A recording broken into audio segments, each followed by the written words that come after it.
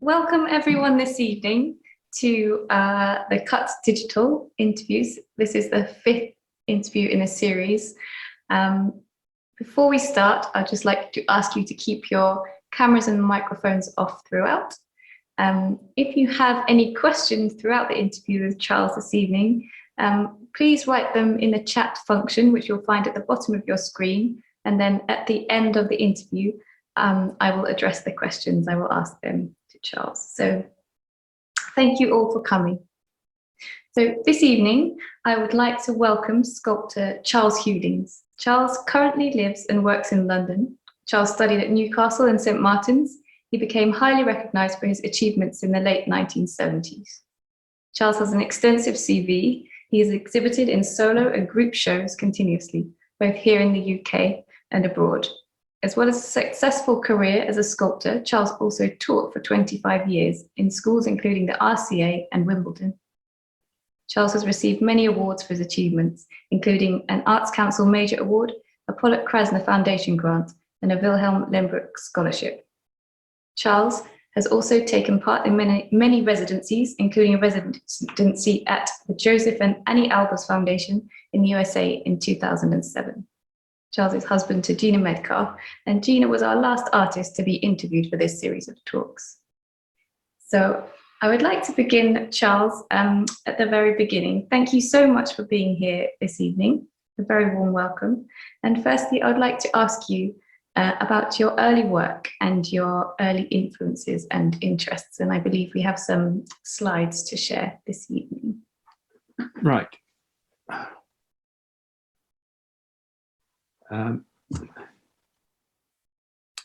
Okay, this is a sculpture from way back 1976. I think before I start, can we sort of just do the next 2 slides, which is like walking around the object? Yeah, of course. Good.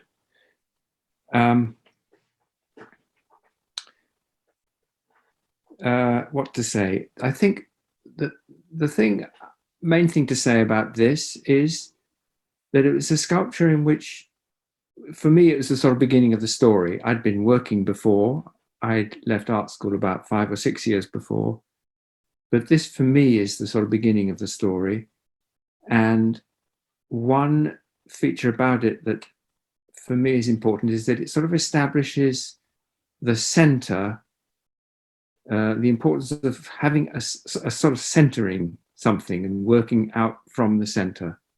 In this case, there are the center box and then these faces. It actually originated in a dream in which I was in a very large space which had different sort of facades around it. And I sort of tried to make a sculpture from that, not literally following the dream.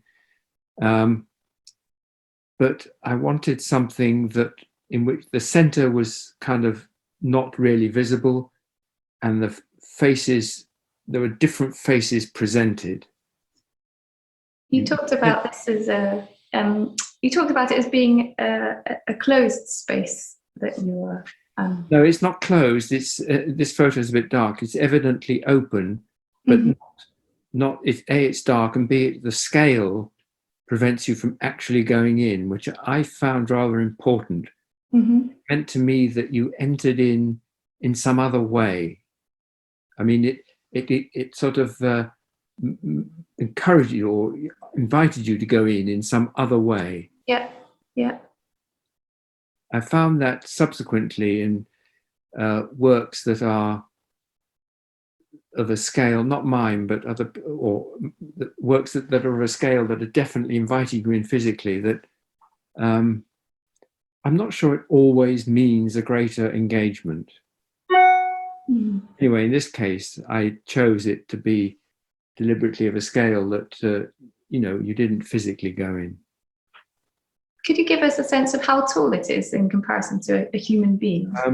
It is, well, your head would be, it's up to about sort of shoulder chest shoulder height. Yeah, yeah. Thank you.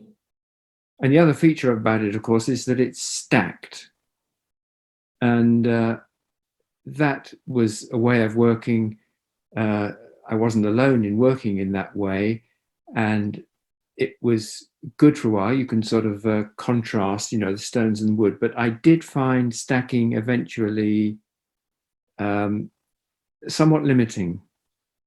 Certainly limiting structurally, piling up one way, and also rather limiting in the sense that it became a kind of forever search for different materials to juxtapose with each other. So that I kind of ran out of steam with stacking.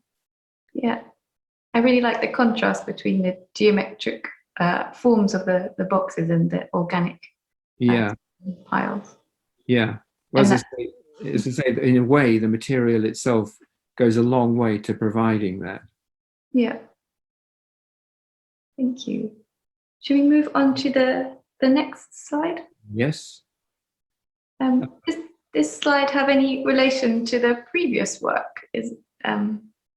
Well, the previous work started an awful lot of things going in my mind, some of which evolved and some of which I reacted against. And as I say, that stacking was something that I wanted to sort of find my way out of, which really meant totally sort of reducing the material I was working with, not sort of looking for lots of materials, and trying to manipulate it more. And I had a long spell working with steel. It's a bit, for me, slightly the long dark light of the, whatever the phrase is, because I didn't really get out of steel what I wanted. It wasn't in the end doing this. I wanted it to be sort of malleable. Yeah. But you were kind of, you had to be quite sort of limited in scale to do that. Also, I reacted rather against the planar. I mean, this is certainly one of the ones I like best of that period of working with steel. Yeah. It's very beautiful. And the scale again, can you give us an idea of? That's about, I should have written them all down. That's about sort of a meter or so high. Yeah, yeah. Maybe a bit more, actually. It's called the Heart of Flame. Yeah. It's lovely. It's quite a it's quite a descriptive sort of image, really. There's sort of something being burst through, like a sort of curtain being burst through and flames appearing. So it's quite sort of, well, I wouldn't say literal, but in that direction. Yeah, high energy. What? High energy? Yes. You said, well, I guess fires are that. And of course, fire is used to make it. So yeah. Thank you. Maybe moving on to the next slide. We were speaking a lot about space. Yeah. And obviously, as a sculptor, it's your kind of central theme. Can you tell us how you feel sculpture can influence and change our perceptions and experience of space?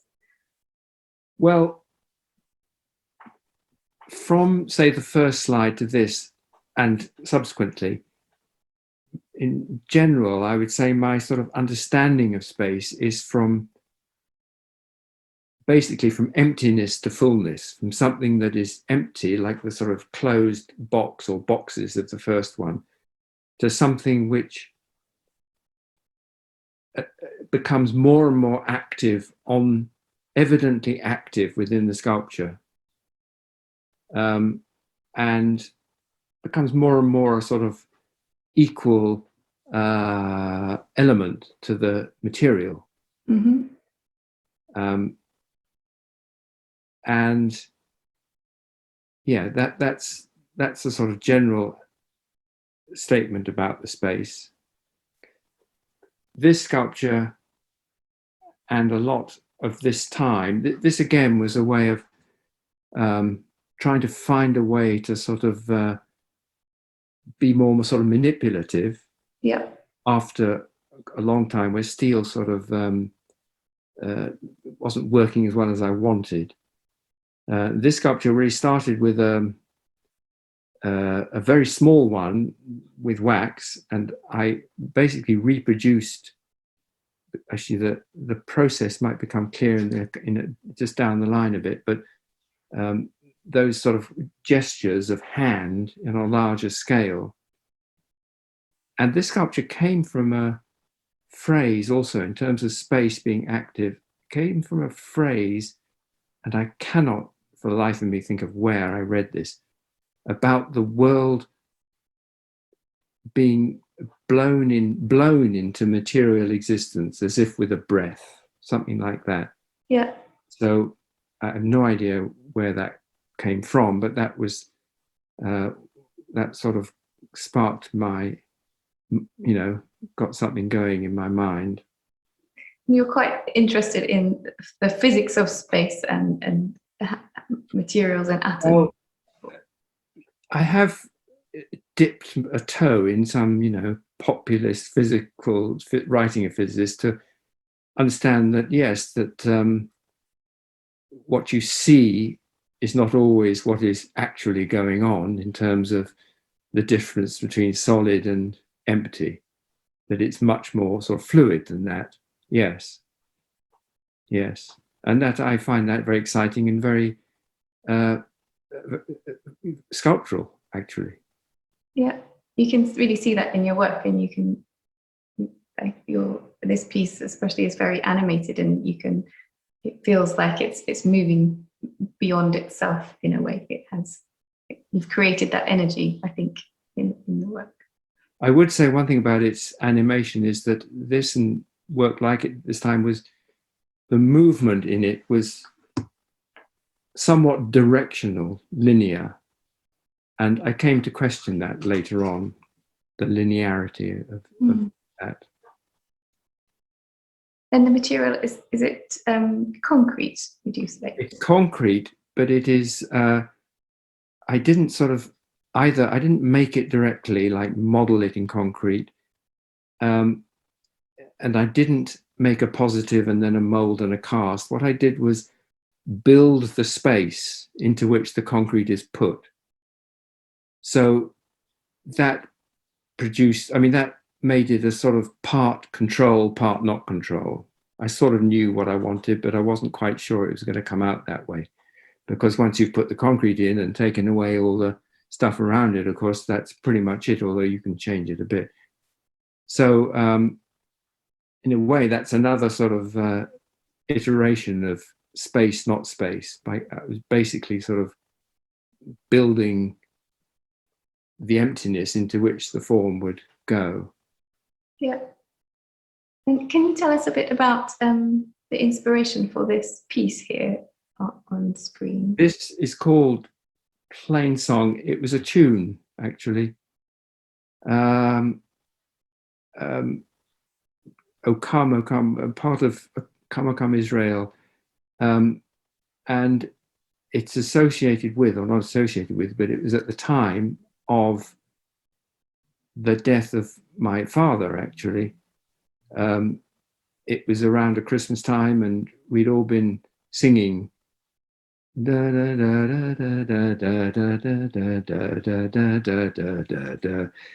it was really just that rhythm in space.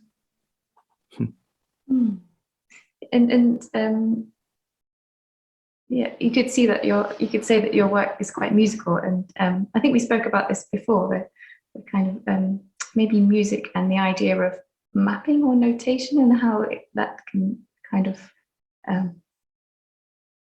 influence or inspire sculpture and how things appear in space. Certainly mapping and location. A lot of work is directly sort of representing, put deliberately like that, a place, the memory of a place. Musical, it's not usually, I don't usually think of it as directly musical. I think that, except in this case, if it is, it's sort of an association. Mm-hmm. But certainly mapping of places has been frequently the case. Yeah. Like a sort of 3D map of the place. Yeah. One artist friend walked in the studio and said, "Oh, what did you got? A shorthand landscape." But that applies to later work, really. There's something else that we spoke about. Again, in this case, that the movement is pretty directed, almost sort of linear, and that I did come to question. Thank you. Should we move on? Yeah. This one is made in the same way. Color pigment is introduced in the casting process. This was, again, in terms of movement, it was looking sort of close observation of a pillar and some steps by the sea, and the waves were sort of breaking up over it and then retreating and then coming back over and retreating. That sort of constant movement back and forth over the concrete thing, and the physical object which produced the water, the form of the water, is in case the sculpture removed. So the steps and the concrete pier are the absences. Yeah. And the next slide would actually show, to some extent, how it and the previous concrete ones were made. It's sort of digging out a hole which I hope and think would produce the form I want. The void, so to speak, in the object were bits of wood that were removed from this. Concrete went in with these solid forms, and they were sort of removed, and then the whole thing was turned upside down. But making it was actually involved the modeling of this sort of whole working inside out, back to front, and sometimes in places I couldn't see. So it was sort of exciting. I sort of knew what was wanted, but didn't quite know, obviously, how it would come out. So you would dig out the shape, and then did you put the steel structures inside before the concrete was? Yeah. Is that right? Yeah. That has to be in there to strengthen it. Yeah. It has to be in. Yes, exactly. Yeah. I mean, it's sort of quite a hefty, long preparation process, and then the casting is quick. So it's a strange sort of rhythm, but I enjoyed it. Yeah. Yes, it must be have been. You can see around the edge of it all the bags of clay and stuff to hold in the walls, because when you put the concrete in, there's a big pressure to push it all away. Yeah. It must have been very exciting. Taking all the clay away and seeing. Yeah. Exactly. Yeah, there's a lovely. It's very tactile, the pieces, and the way that you've used the materials is very kind of organic, and there's a roughness to it that gives energy to the pieces, I think. Well, I didn't really talk about early influences, but certainly Rodin was a big influence, and I love modeling, but at the same time, I have mostly worked in a more constructive kind of way. I've always sort of tried to imagine a way of using construction in a modeling kind of a way. By different methods. Yeah. You were speaking about flow and flux, and how these are themes that are of interest to you. Can you describe how flow and flux, how you employ these themes in your work? Well, in some cases, the subject sort of provides it. In this case, a kind of watery observation of the action of water, as with the next one. In fact, as with the next two. This is just an illustration of the same method being used to make actually a much larger sculpture. This was a symposium, so-called, in China. and this was a rather scary time because it was a sort of larger structure, and communication was difficult and one thing and another. But this is the same method being used to make, if we could have the next slide, number 10, to make this sculpture, which again is actually from originally just the observing there's a very small, almost a trickle of water, so just going over obstacles on its way down. And this photograph is of your piece situated in China, is that right? This is in China, and the next one, which is a sort of big dramatic photo, illustrates that this is very interesting actually, because the space, as you can see, was vast. Yeah. And other objects, other sculptures made during this symposium, some of they were vast too, and mostly in carved granite. And I had this slim, quite tall, but I think it was about 3-4 meters tall, but quite slim, slender thing. And I thought it would be just sort of disappear in the space. But strangely enough, I thought the big, rather massive objects, relatively massive objects that went out in this space did get overshadowed. But this sculpture, in which once again, in terms of the subject, the solid becomes the empty, sort of already inviting the space in. It was sort of relating to the space in a way that it sort of fitted in the large space much, much better than I feared. Yeah. Because it was already sort of, I repeat myself, but sort of inviting the space into those kind of cavities. Yeah. Rather than trying to stand up against it. So that was a big surprise, and it was a lesson. It was a lesson which was good to learn. That's fascinating. It's kind of having a conversation with its surroundings as well, isn't it? I think you can see. Yes, I mean, I didn't think it. It was not planned to have that to be effective in that way.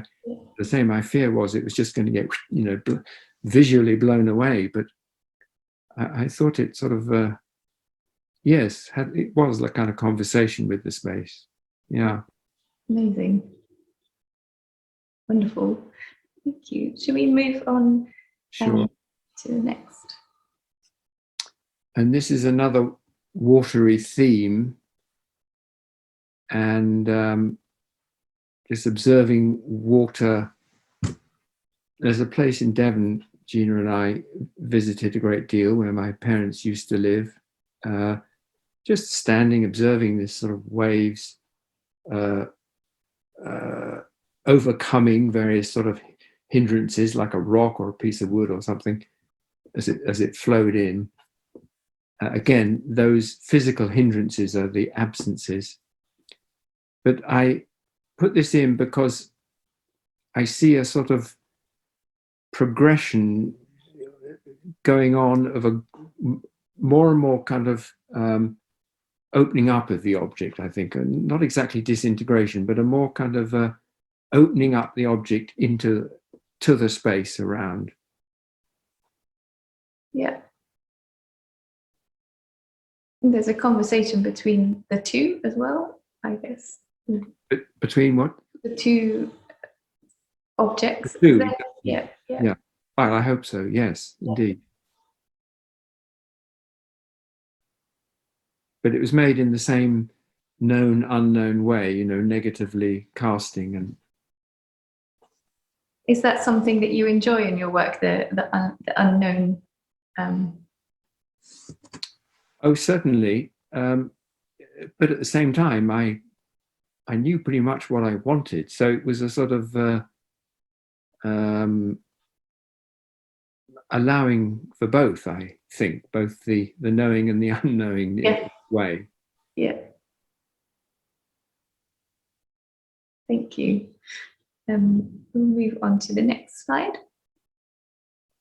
Yes, and then this, although it looks very, very different, And at the time, it did seem, what have I done here? In hindsight, which of course is relatively easy, I feel it's just another stage in letting the space in.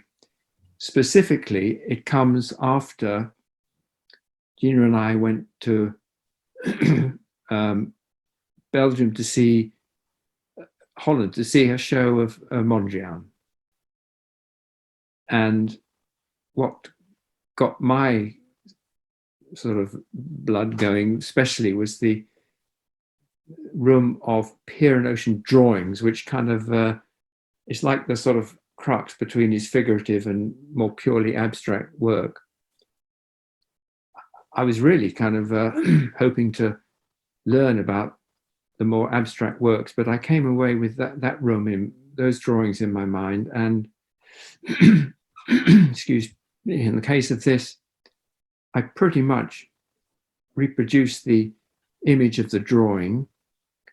But if we have the next image. And this drawing is the Pier and Ocean. One of the Pier and Ocean drawings. But in making it, well, there are two things to say, really. In making it, the image, the photo, flattens it, and I hate that about photos, as ever. But in making it, and it's, as you can see, table height, I'm sort of standing slightly above it, and at one moment, I really had the sensation of being in a sort of swimming, basically. I mean, I don't want to over dramatize that, but I really felt it was like a sort of space in which you could kind of be. And that's what I meant about a different kind of movement. It wasn't a movement where the viewer is directed to go from there to there. It's just more of a kind of a sense of a sense of movement in there. Yeah. And the other thing to say is that it is planted on these tables. And with these more open, literally more open sculptures, some sort of grounding became important in many of them. Yeah, yeah. I mean, they weren't just convenient supports, it became sort of important how they related to whatever it was that was between them and the floor, basically. Yeah. Yeah, so this openness is, would you say it was, this piece was a kind of a departure for you into exploring more, as you would call them, open sculptural pieces? Oh, absolutely. Absolutely. And I think of them, or I thought of them then as, despite the fact that it's from a Mondrian image, I thought of them as tending towards no image, tending towards no edge. I mean, you can't literally have no edge, but I sort of wanted something that just sort of bled out almost without an edge, which, as I say, is not, but not literally possible. But I have ever since then reacted rather against sculptures which are a sort of, I don't know, like an apple or an orange, sort of, where the contour is very defined. Yeah, yeah. Edgelessness. Edgelessness, yes. And you spoke before about, I think I asked you this question, but do you see yourself as a bridge between the seen and the unseen? I think I could say that, but I think a lot of artists could say that as well. And that's not, I don't consciously think that, of course, in the making, but in fact, in a way, in the case of this one, it is, as sort of mediated by Mondrian in his drawing, it's literally water and sky. So it's an observational thing in his drawing, and I've sort of carried that on. But in some later pieces, I think that might apply more, that phrase. Thank you. Shall we move on to the next? This one's called In the Light. In the studio that we used to have in London, by the way, our studio is now in Kent actually, but the studio we had in London, there was a window through which at a certain time of day and a certain time of year, a kind of, not a shaft exactly, but a whole sort of block of light came in. And I wanted to make it basically. So I put a little table in the middle of it and sort of built this sculpture kind of, it's a strange experience. I mean, it wasn't working from something or working from the memory of something. It was actually working in this kind of block of light almost, and the way it fell on the table and the way it fell on various things around. What made you use the table as the starting point? Well, partly to hold it up, partly because rather like the water on a rock or something, things give light some, what's the word? The way in which you can see something you can't see very well is when it hits something more visible or something like that. Yeah. Very well, but a starting point almost, or like yes, an access. Yeah. Sorry. Access point, I think. Exactly, something like that. Yeah. It works so well.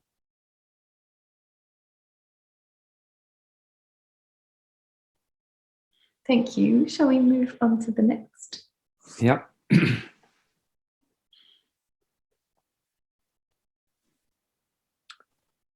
This relates very much to what you said earlier about plotting and mapping a place.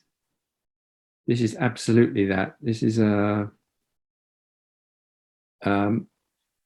place we stayed in France one time, Gina and I, and we stayed there a while and walked around and looked at this and looked at that. And so this became a kind of accumulation of visual memories of the place, spatially speaking.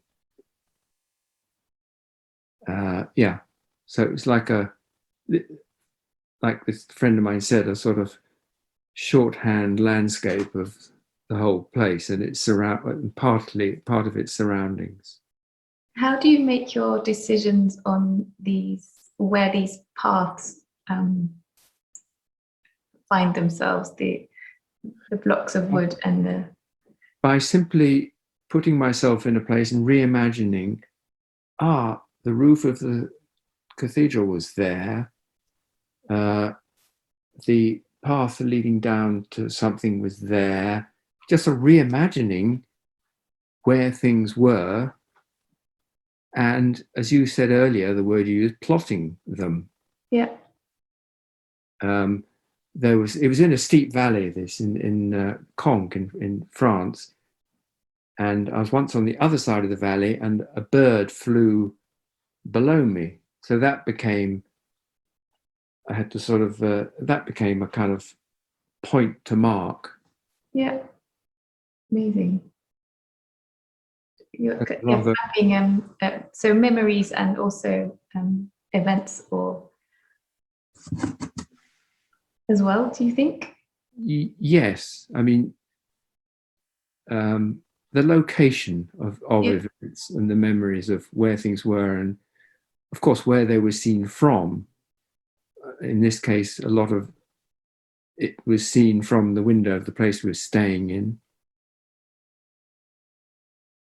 In fact, it's called Episodes in a View, The Path, the Treasure, Bird in the Valley. That's not, I don't usually have such descriptive titles, but in this case.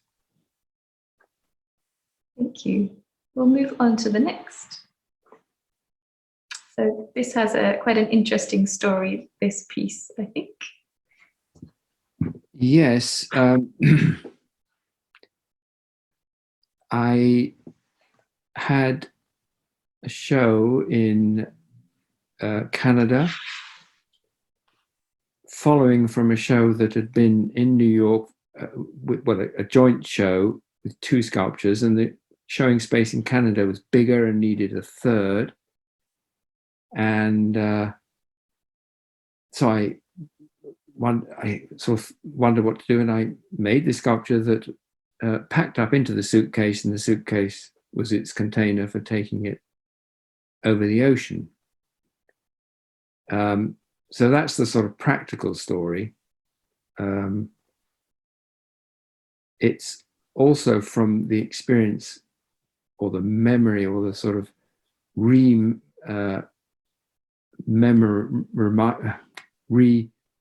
of an experience of a place, actually a mountain experience. But at the same time, I mean, there's a lot of different threads, of course, in all of these things. At the same time, the suitcase itself stood in my mind partly in a way for architecture, because I was thinking a lot about the relationship or the imagined relationship between sculpture and architecture. Mm-hmm. As against, well, somewhat in reaction to a lot of the somewhat arbitrarily placed public sculptures in an urban setting. And this, ever since actually that first rock-built piled sculpture, I'd been quite conscious and intermittently very conscious of the fact that sculpture is homeless in our times. It doesn't really have a home. Not with ever since it sort of got separated from architecture some 150 or so years ago. So this is a way of trying to imagine a way in which sculpture could relate to architecture in a way that doesn't just sit in it or sit outside it. And this is another one, and for George, who is looking and listening, George lived in Albany, New York, is a painter, and he saw the show that I referred to in New York, and Gina and I went to visit him, and he said he has an alcove above his TV cabinet. Would I make a sculpture for it? And I have to say, it was quite a small space, and my heart sort of thought, I said yes, but I thought, oh my God, this is a small space. What shall I do? So I came back to London and having measured us up, reproduced the corner of his room as best I could, and built this sculpture that found its way sort of leaking through a wall and round a corner. Again, sort of obviously physically dependent upon the architecture, but somewhat free of it at the same time. That was the sort of thinking. Also following in this case, another mountain experience, actually, in terms of the placing of things. Yeah. And the next slide is George's former home, where this sculpture existed. It's sort of going through the front door, and the sculpture's in the kind of living room to the left, but came out to the hallway and went round into the sort of kitchen at the back. And so really, I hope George would agree, it sort of occupied in some way every part of the lower floor of the house, but importantly, not impeding, human activities in there. Yeah, amazing.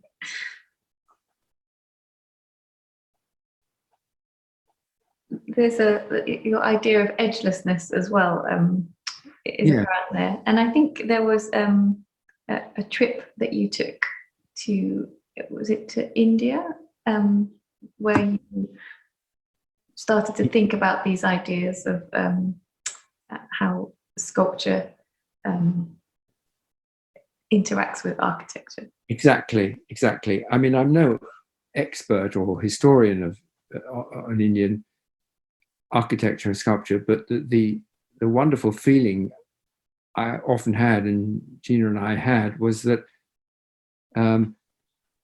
especially if they, in case they sort of carved an entire building out of a rock, into the rock, they could basically put sculpture or sculptures wherever they wanted. Didn't have to sort of obey the laws of niches and window and framing and things. So I just felt it was sculpture that, yes, did not have to obey the architecture. And that was actually, the trip was in 1988, somewhat earlier than this sculpture was made, but it absolutely stayed in my mind, that relationship. It was just sensational, really, to see that. I mean, it wasn't, yes, it was just a wonderful experience. I love that idea of sculpture being disobedient, as you say. But, dependent as well. Yeah. And also, ideally, but I never achieved such a thing, but ideally sort of serving the purpose of the architecture as well. But that's a step beyond I could claim. But this is, now the previous image, you don't have to go back, but the previous image was a digital drawing, a digital reproduction of this sculpture, which had already been made, and the drawing, it was impossible to photo in the studio, really. So a friend, his technical expertise, we made a sort of 3D drawing of it.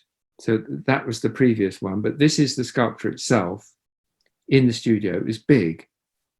The structure behind represented a showing space, part of a showing space where it was intended to go, but the show fell through.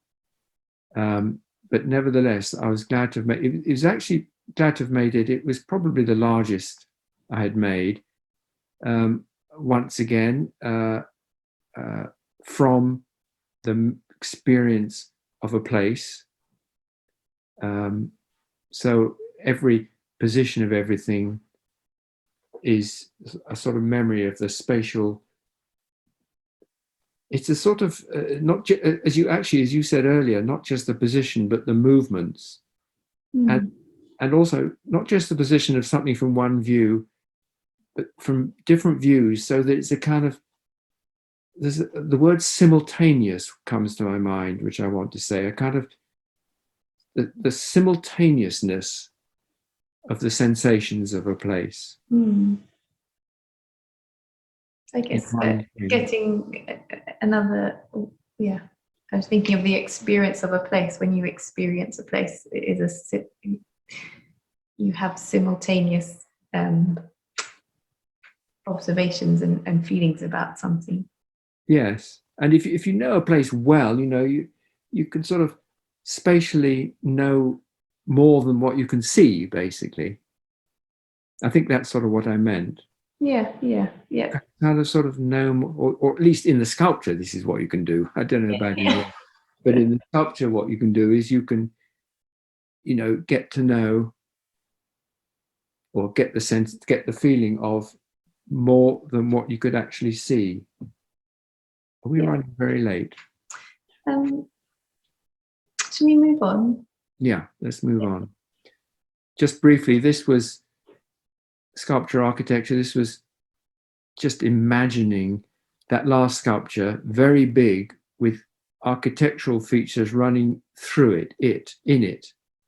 So in other words, architecture within sculpture rather than sculpture within architecture.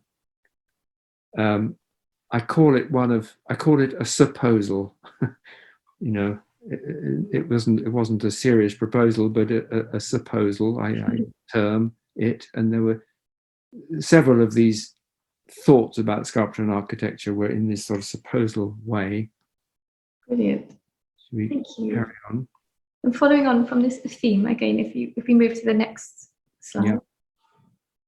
similar. This was, you referred to that residency in Bethany in Connecticut. Yep. And I know Ghislaine is looking, and she was very instrumental in getting me this residency.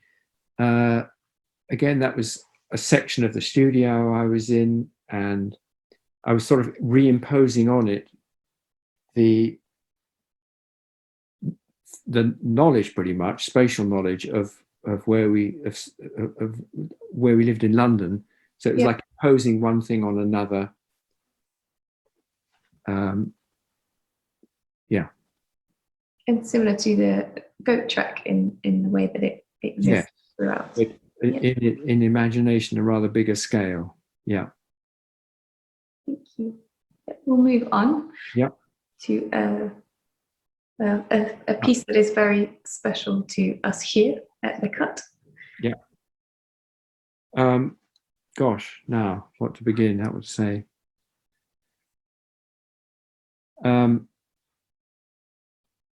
Well, I somewhat familiar with the Malt Room and that structure running through it, and I wanted to use it some way when Tony invited me to show there. And also it did remind me in some way of early Renaissance pictures of Annunciation, with the angel figure and the Mary figure and a sort of space between them. Sometimes an empty space, sometimes some sort of semi-open structure. And so in this case, the slanting form is what I was really about sort of the communication between the angel and Mary, really. So this also refers back to trying to make what you don't see, basically. Yeah. And of course, I think the incarnation is a gift for if you want to deal with a theme like that. And so this structure, I had to again reproduce part of the structure in the studio, transfer it to the Cut, and then it came back onto its wooden structure in the studio. So it was both autonomous object and installation, both, in a way, that its identity. And the next one is its partner. So for those of you who haven't been to the Malt Room Gallery at the Cut, we have pillars and kind of metal girders, as you can see, kind of which is represented here in the diagonals and the two poles in Charles's sculpture. The next slide shows that, Kasia, actually. Oh, does it? Okay, here we go. Yeah. This was the relationship between the two. It's a wonderful space to work with because it's sort of long and narrow, well, long and relatively long, let's say. So these two sculptures, I imagine, sort of, answering each other down the length of the room. And yes, there's the structure. Wonderful. After which, as I say, they return to being an autonomous object. So they sort of have two lives, or had two lives. And in each case, there's some part of the sculpture that literally touched the roof and obviously grounded on the floor. So it just, I don't know, a slight suggestion that did it begin above the roof? Where does it quite begin, sort of thing. Thank you very much. We'll move to the next slide, please. Now this is sort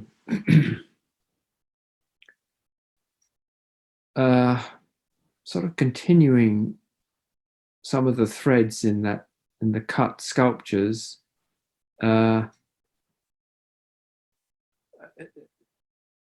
This is one sculpture, rather more sparing, which I wanted, and again the bits of material, which are polyurethane board, are like a block of space that that if you put sort of space over your hand and remove your hand, the impression of the hand is left. So in a way, it's another way of trying to think of space and material in combination. And it's also, there's a story being, or some sort of particular image being told, which has other resonances for me. It's the empty tomb, actually. But I'm not sure that the narrative and the art are entirely welded together, but that's what it was there. And they were shown, this and two companion pieces were shown in Oxford Cathedral. I think, oh, well, I think that if we have the next slide and the next one, that's a detail just to show the, it involves some sort of carving, which I enjoyed, sort of depicting part of the scene, again, negatively. Yeah. And the next slide shows it's showing in the cathedral, which the canon professor there was very keen to show them there, and I was very grateful. And as soon as I saw the place, I felt that they would look okay there, and I think they did. I mean, it was a strong setting, but I think they sort of looked okay. I can see a similarity between these, and there was an earlier piece, and I can't remember the name of it, with the steel and concrete, where you have almost, I think it was of the water, Right. The two pieces in conversation Right. with each other. Yes, the silence and happening, I think it was called. Yeah. Yeah, no, good point, good point. Yes, yes, yes. But a bit more spare. And also I was trying to get past the strictly orthogonal sort of setting, a structure of the previous sculptures, you know, upright or horizontal or vertical. So Yeah. I wanted to set these blocks of space come material in whatever way I wanted, and then find their way to the ground, sort of thing. Yeah.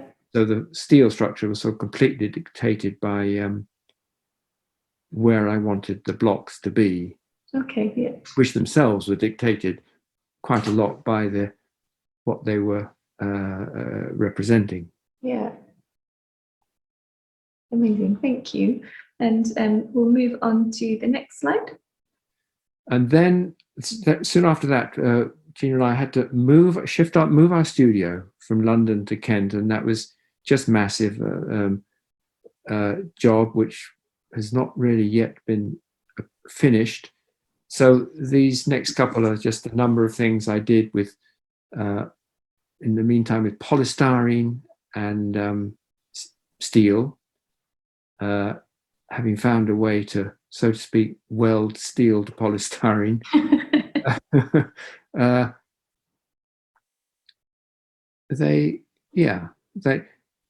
I think most of the themes in them I've sort of touched on already. They came from drawings of cloud, but again, whatever was visible in front of you becomes kind of absent in the sculpture. And the last slide, I think we have. Similar sort of theme to the you know, another iteration really of the previous, of another drawing. Thank you. I think as we're running out of time, we're going to stop there. Thank you, Charles, so much. It's been absolutely fascinating. I've really, really enjoyed speaking with you about your work, as I'm sure our audience have. So before we move on and say goodbye, I'm going to open up the chat and see if we have any questions for Charles here. If you have questions, you can put them in the chat now. or you're welcome to switch your camera on and ask.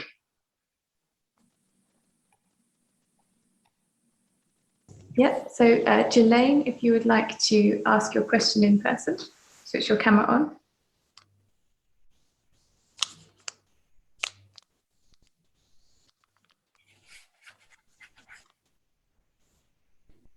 It says you. Can you hear me now? I can hear you, Jelaine. Yes. Okay. It says the host has to put my video on. But that's fine. You don't need to see me. I have so many questions. I just wondered about the shift almost philosophically between the weightier pieces in the concrete and steel, although they're so remarkable in the fact that they are kind of defying their monolithism almost. They're defying almost their sense of having perhaps an expected specific contour, and they feel very much internally driven. But then you move to the work which is more spatial. And it seems there's a shift in attitude about how you want sculpture to be in relation to a place on the ground and with the beholder. And so that's a big, big step that happens. And so I have like 3 questions. So I'm going to link that to the next question, which is like, then that shifts, and there's so many things that go on, but when you shift into the work which is more based on a story narrative, it to some extent gets reintroduced, and the way that you function on the ground with the beholder is possibly more traditional, but it isn't. In fact, it's very, very complicated. I mean, it's not so much about just a non-contour driven form. It's just much more complicated in terms of what you're looking at: the absences, the form itself, the structure. And so I guess that's one question is what do you feel about the beholder relationship and how you've shifted in your thoughts about that? And then my last, question is the one that's at the cut, when you brought it as set it up again autonomously in the studio, what was the difference?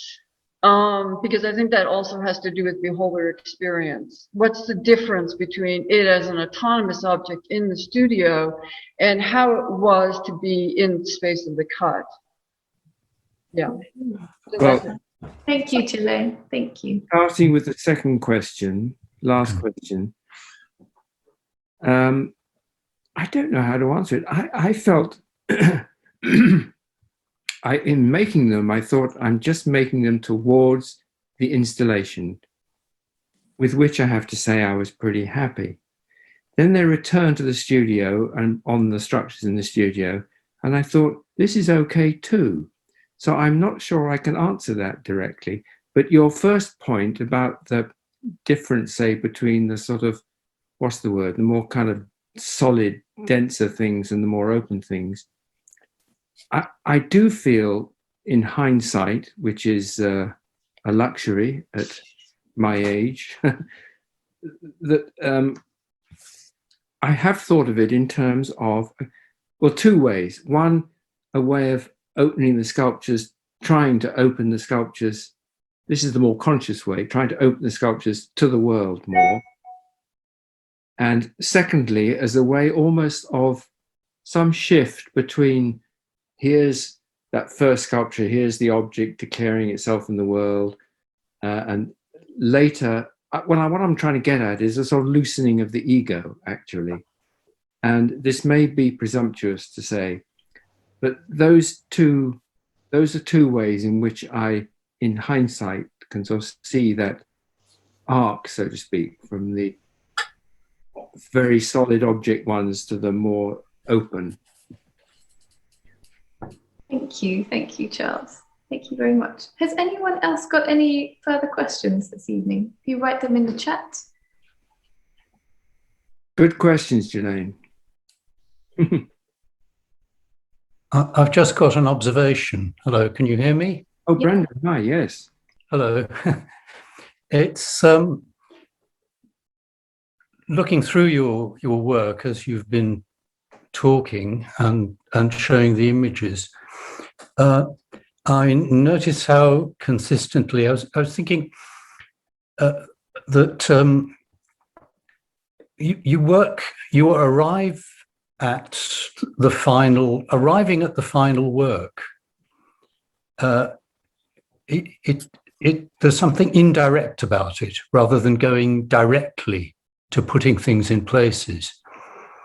And in quite a lot of the work, I remember going to your studio and seeing bits and pieces being held up on bits of scaffolding here and there. And I'd wonder, well, how do you, what we're looking at is something that really is a void or an emptiness. And so what seems to organize the emptiness somehow is the organizing principle, it seems to me, in a number of the things you've made. And sometimes that's the importance in having something like an image, which could be the memory of a landscape, or it could be the Annunciation or a picture or something of that kind. But you never see that thing, that landscape or the picture. It's the limits of it, the boundaries of it. So it's the void or the emptiness or the imaginary thing or the thing that's not actually there that gets the bits to the places where they arrive at, up in the air, down on the floor, wherever it is. So that's what struck me from reviewing these things as you were talking about them. Another terrific point. What it prompts me to say is that I think that the sort of sculptures I think you're referring to, I myself each morning found myself going into the studio and sort of having to find the sculpture within all the building structures and the studio and all. And then I got to think, well, I would like that to be a way in which sculpture operates, actually, that it's not just boom, given to you. You have to sort of find it almost. There was another point I was going to say, and I can't remember. Oh, yes, the other point is, rather conversely to something you started with, Brendan, is that I very often have a very clear, if not image, a clear something or other in my mind of what it is I'm going to make. I don't know how to get there. And I don't actually know what it'll look like, but something, it's not like starting with a bunch of material and finding something. Certainly it's different from that. But I did have this sensation, especially in the sort of stages you're describing, of going in there and having to sort of find the sculpture. And somehow I felt that was okay. Indeed, I rather valued that.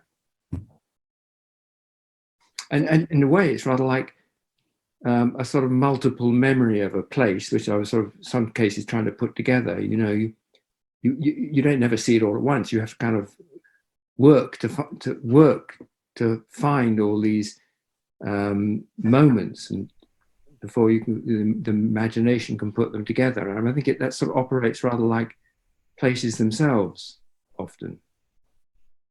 Well, you've often made work where you're, as it were, just as you've been waving your hands like that and thinking about what it looked like, you're making the things from the inside or from inside them, as if you're building them around you, rather than standing outside an object in the way one might often think.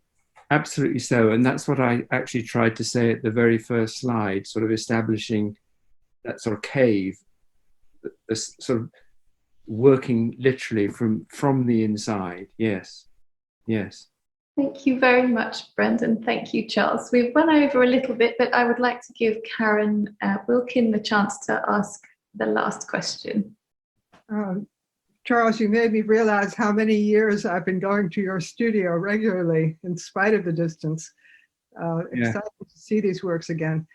Something that struck me, and I wonder if you agree with this, seeing the first stacked sculpture, I started seeing the recent sculpture as kind of indications of the perimeter of that sculpture, making it all inside in a very linear way.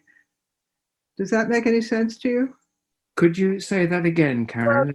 Seeing the first slide of the stacked sculpture, I suddenly saw some of the more recent linear sculptures, especially the ones that started out with the Mondrian drawing, as almost like drawings of the first stacked sculpture, eliminating all the mass and turning it all into space.